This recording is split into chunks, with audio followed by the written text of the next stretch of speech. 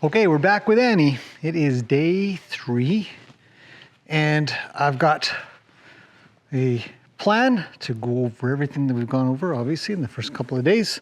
First, we're going to give her a quick brushings, and she's not too bad. She hasn't done too much rolling around or nothing like that, so it's going to be a quick job of this.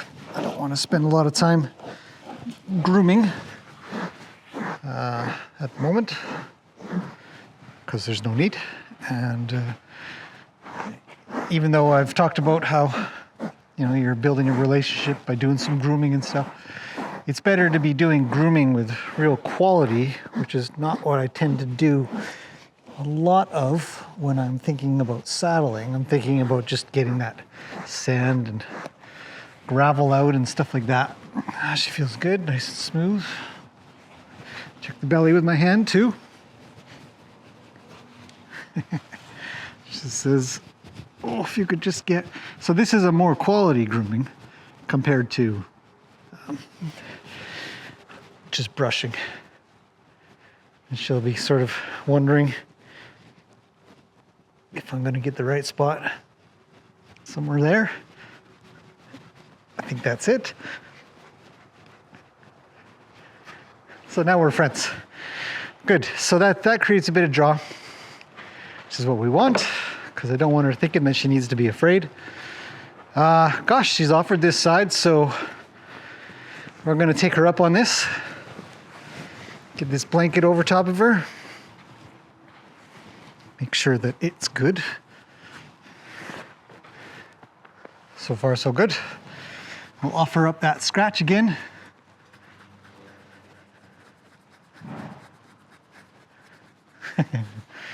That's good. Take this off. Back on. Go to the other side. She's sort of shuffling. She's preparing for something. I'm just going to ask her over a little. Try again. There's a little avoidance. You see, this time I'm letting her move freely. I'm not holding onto the lead. Come here, Annie. It's a good way to test to see if you've got anything good. So I'll ask her to stick around if I can help it. There. That's a little bit better. Tying a horse up will always hide the relationship, or the lack of relationship might be a better way to put it. In fact, if I really wanted to do this cleanly, I would just take the halter right off, but because I'm doing this for the camera a little bit, I don't want to be chasing her around if she does decide to leave. At least this way I've got a tad more control. So I'll ask her back. Not here to give her too much of a hard time. So we can say that it worries her. She's not the most comfortable, or maybe she just prefer me do something else. It's hard to say. She's not getting too excited about it. All right. So let's move on from that. That's not bad. I could put up with that for a standard for now. So we'll come over, chuck that on. She's staying quiet, which is good.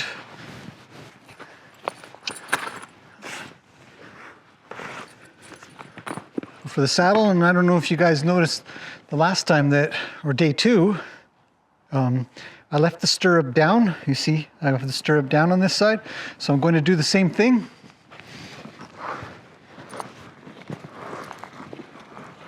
Let that come over. But I'm not going to let the cinch fall yet. I don't feel quite that comfortable. I'm going to give her a quick pet and a scratch. And just let her know we're still friends. I'm not trying to do anything dangerous to her. Hopefully she can feel comfortable with me. Switch sides. The one good thing about saddling, to be honest, actually, is you get to switch sides a lot. And switching sides on a horse a lot is a really good thing. Okay, so again, I'm not holding her. So day 3 here.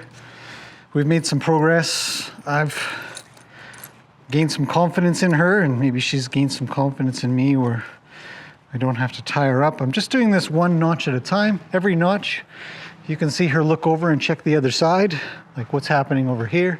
So I'm just going to give this a little movement. It's a bit windy today. Got a bit of wind. And then my neighbor's working on something, or my neighbor's neighbor is working on something. I can hear him. Come here. Good. So you guys won't hear the wind though. I've got my handy dandy microphone on again for better audio, which I found was far superior. Listening to day 2 compared to day 1. Okay, let's pull her mane out, make sure it's not caught. So we're messing around. Now we're getting, sometimes horses will get kind of bothered when you get your hand underneath here. So we're just gonna do a little bit more as time goes on. I think that saddle's fitting all right. Okay, so pretty calm. I'm quite happy with little Annie. We're gonna take a walk. Taking a walk is fantastic. So I've been rushing this, and you can probably hear it. I'm really pushing forward, talking a little quicker. I've got a little bit of energy in me to do this, and she should be able to feel that. I'm not going really slow and thinking about just taking my time. There's a different energy to it, and we have to think about that. Not just when we're training, but say we want to go out for a ride and our friends are leaving, or we've got a time limit. We got to be back by 2 o'clock because then we're going to head over to our appointment that we've got going on. And that extra energy you're going to carry, probably, maybe not. Don't cheat. Go around, follow me around, please. Thank you. You're going to carry that. You're going to have all that. Come on, Annie.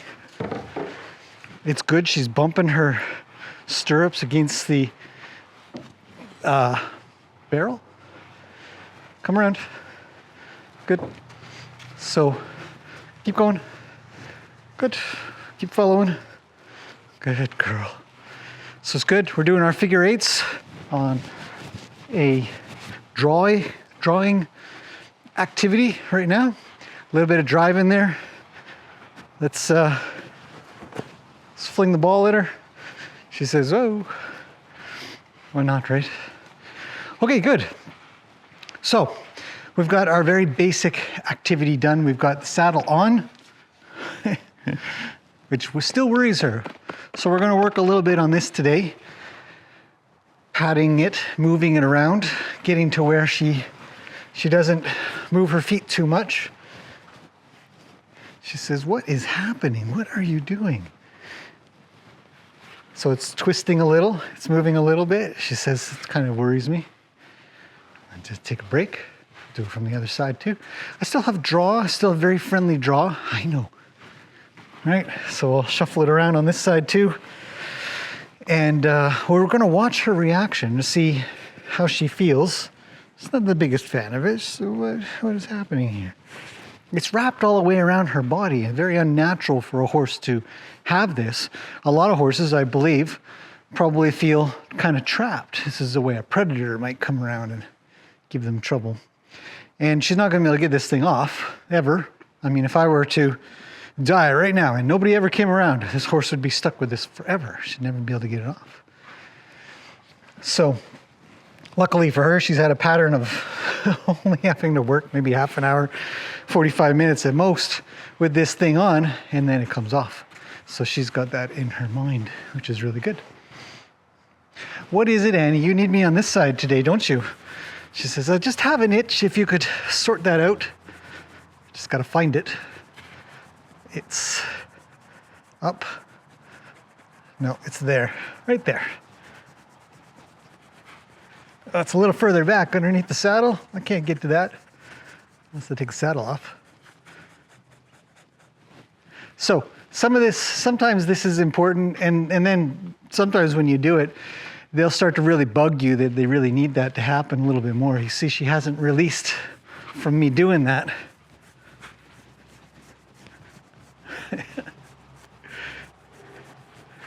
She loves it. This is, I mean, it's time consuming, so we have the time for it.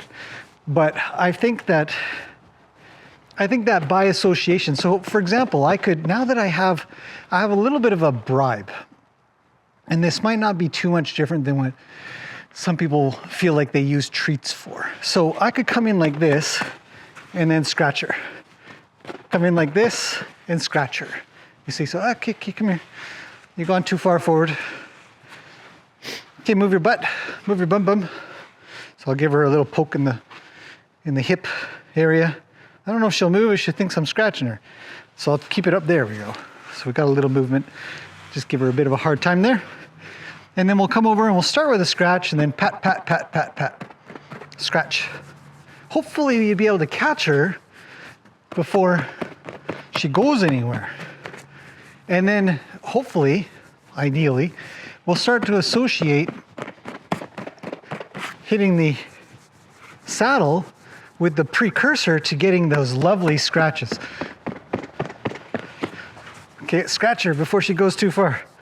All right, so that's not bad. I'm gonna back her up. You guys can maybe get a better idea of where I'm scratching her, where I've got my bribe point. Come here, I know. Okay, so pat, scratch before she goes too far. Hopefully scratch before she goes anywhere. Oh, because I don't really want her thinking that me patting the saddle is a means that she should move. So we'll bring her here, drawing. So we're doing a drawing activity. Okay, get her to stay, scratch, pat, pat, pat, scratch, pat, pat, pat, pat. And this is an activity you can do all over. Get that scratching in. Oh, right up there. Puts her in a nice frame of mind. We'll come back and give her a hard time. I mean, it's not so much of a hard time anymore. And that would be a tool that I would use a lot. So if I'm riding and my horse is getting kind of worried, I sort of have this tool here. Like, look, I'm just going to give you a good scratchings up on that withers. It's going to feel really nice. I'm going to calm down. They're going to put their head down and realize that, you know, we're good friends and I'm here for some good, hopefully. Right? And then we can still kind of come in here and give her a bit of a hard time. And now she's much better for it. Okay, come back. And that'll get a little longer and a little longer and a little longer. So once we've got one side,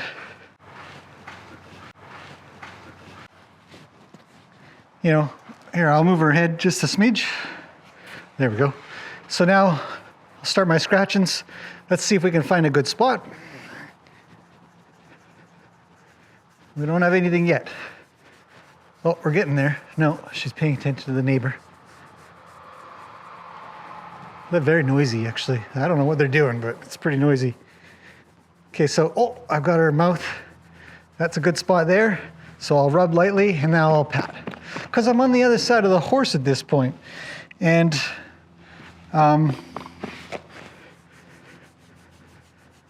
there we go. I might even really rub my hand on that. Come back and scratch. I'll really hug up on her a little bit here. Okay, and then we'll take that worry out. Be like, oh, you know, what comes right after that worry is some really lovely scratches. And she loves it. All horses do. They're all like this. I don't know any horse that doesn't like when you kind of hit those good spots. And I'll come over here and I'm gonna give a little bit more movement. I'm just gonna really, she's got eyes that look worried. So, hey, come here. I know this isn't, kind of tell I'm hassling her a bit, but I really want her to kind of understand that my hands are, even in times of worry, they might be places. Ooh, she's really tight up here. Have to sort that out later. Oh yeah, a little bit later. I know, you're a big horse. I don't know if you guys have seen this trick before, but you can sort of scratch, and then when you reach a hand towards their mouth, they can indicate where you want them to scratch by moving their lips around. She might not do it much. You test that out. A lot of horses will. A lot of horses love that. There we go. Okay, I'll come right in. Yeah. Okay, so that's pretty good. I'm pretty happy with that. Watch out. I can come in here and she's only mildly flinchy. I can hug her. So this will be my riding position, right? We'll be putting some weight here, being on both sides. We've got contact points all over the place at this point. We've got the halter on, we've got the saddle on, we've got me next to her. We've got a hand way over here, so she has to look at that. She has to look at me. We're patting here, we can bump here. I would highly recommend, I mean, I've got a bit more trust in Annie maybe, but I highly recommend sort of keeping the nose tipped in a little bit. So if they do go to leave, their butt kind of goes outwards. So I'm just gonna try to keep her nose tipped just for a bit here. Maybe not a while, because we will practice right-hand turns, left-hand turns on the opposite side of the body. All right, so that's pretty good. Let's draw. I'm gonna leave. I've really come almost to the end of my lead, but she's followed along nicely, which is good. And now we're gonna just slow down. Take some of that energy out, because I'm drawing after, okay, come on, after all of that energy put in. And I really want now to be more of a peaceful, and you can tell she's got a little bit more time to do whatever she wants. She's sniffing the ground. She might be thinking of a place to roll. She might be checking out a couple of the leaves that she's left over from the last few times she's been in here. And I'm just moseying along. Moseying, like a cowboy. Just mosey. Okay, now I'm gonna mosey on over to my stairs. Come up to my stairs, and I'll face this way. And I have an expectation she'll come around, so I might discourage her from this way with my rope. There we go. But my arm is leading. It's leading around. She says, hello, I'm here. I say, hello, I'm here too. It's good. So I'm up higher. It's a different vantage point for her to look at me from. I'm going to be up high. I can reach the top of her head really easy. She can't lift her head out of the way, like up high to get away from me, even though she's kind of short, so she can't do it anyways. But a lot of horses will be able to lift their head up high and get out of the way. So that's first thing. That's good. I might accept this, actually. You know, I could be on the edge of my stairs facing this way. Come over and give a good scratchings back here. Right? Oh, see, I've changed my vantage point, and now hitting this saddle is a little bothersome. So we're just going to do the same activity. So what we're doing is we're just rinsing and repeating, but from a different environment for her, because I'm up here.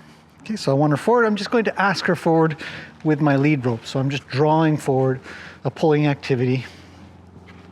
I think we're making fantastic progress today, actually. It's quite encouraged. I'm on the other side of her now. I'm gonna continue to hit this saddle. Could pat her bum bum. Not a lot. We don't want to hit horses hard at all. We can just give light taps, but we don't want to be patting them really hard or anything. They're smacking them out of excitement and stuff because we're so happy that they're doing so great. Avoid that. She's quite content to stand here, which is good. Shedding like crazy. That's good. Good for the birds. Usually there's at least 2 or 3 nests in here every year. So with any luck, they'll see some of this hair sitting down on the sand. Here's where my groundwork is really shining, because I could get her to turn around, not through drive, but through draw. Okay, there's some concern, a little flinch, but she's checking in. But this is her place. Like, this set of stairs is going to be the place where she's like, I love coming to the stairs. You're the best. You scratch me all over and make me feel comfortable. And it won't be for long. So I'll draw her forward. There we go. That's good. A couple of steps at most. I'm going to move the saddle a bit. Pat her bum a little. Give her a scratch. See how she likes that.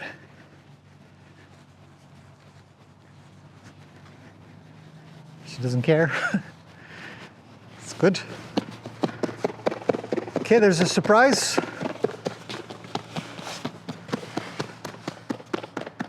Good, she stopped.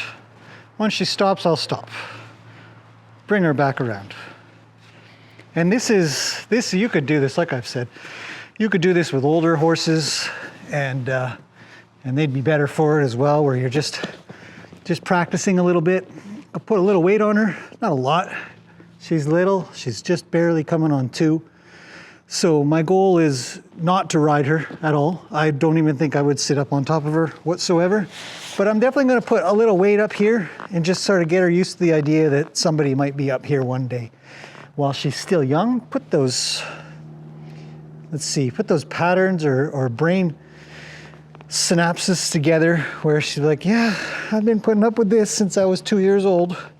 Somebody's been sort of putting weight on my back and giving me a hard time, and that's okay. It doesn't bother me too much. I'm always being on both sides of her. Lots of contact points. Let's send her forward. I'm a little uncomfortable leaning over that far. I don't want to be uncomfortable. I'll drive her over. There we go. That's plenty. Draw her back and over. Good girl. Oh, good. Fantastic. Oh, look at that. She even stepped a little closer for me. And that's what coming along and scratching like this will do an awful lot for a horse. The pat. Okay, so now I'm going to release the line a little, and I'm just going to use both my hands so she knows that she can go wander if she needs to. Not holding on to the lead really means something. Not being tied up means something. When they know, they have this awareness, like, well, it's not got a hold of me now. Don't chew on my stairs, please. Don't even lick them. Right? I just give her some lovin's. Scratch her butt, holding her withers at the same time, so I've got at least 2 contact points on her with my hands instead of just 1. Right? Give all this. Come in under the saddle, like we've talked about before. Horses get a little bothered. They're like, wait, what's that underneath? You know? For some reason, it really bothers horses. So just every day, this kind of thing is just, it can't be more valuable. Give her a good scratch and come over the other side. You know, the more I reach over like this, the more I can reach over. So I'm just on the other side of her a bit. I've got this eye here pretty good. I'm gonna wipe off some of this hair, just makes that noise. I've got one hand on her butt still. I'm gonna have one hand on her withers, and I'll try again. Just washing off, I'm just wiping off all the hair off the saddle that's coming off of her. Now I have 2 hands on again. And I'll put a little weight on her withers and her hips back here and just sort of hang. Yeah. And he seems okay with that. I don't have a hold of her. I'm not hanging on tight. She's come over to say, what's up? What are you doing? You gonna hop on? No, definitely no. You know? And then we'll put a little weight on that saddle right in the middle of her back, you know, somewhere that's usually the weakest point. Something like that, a little like that. Okay, and he's not too worried. And this is fantastic because I'm kind of on her right-hand side, which is usually a side that horses might struggle a little bit more with if they're domesticated and are used to people being on the left side of them. So this is all very encouraging. And I want to be as encouraging, as soft as possible throughout this process. And I'm on the stairs. I can, if she were to move, I could just push off of her like that, and then I'll be up. See, so come down. I might add that extra contact point, which is my chest, and then I'll come off and I'll scratch her. I'll scratch her. See, you did really good there. Now she's a long ways off of me now, so I'm overbalancing. I don't want that. Good. I'll come down. See her head come up a little bit. She's a little worried. She's thinking, what are we doing down here? Like, I'm going to walk off with low energy. Say, come along when you can. I'm leaving. There we go. So I'm drawing low energy.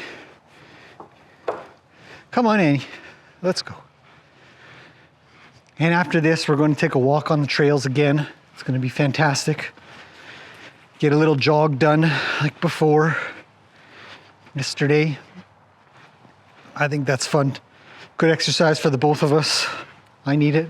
She doesn't need it. But she needs those stirrups bouncing against her, moving around, and some movement of that saddle on her body. I'm going to do a little drive. I'm going to have her come through with There we go. So I'm doing something slightly different. Good. I'm going to ask her back through. It's like getting through a gate that you don't want to go through. So she's on the other side of me now. She's got to sort this out, but I don't want the barrel between us.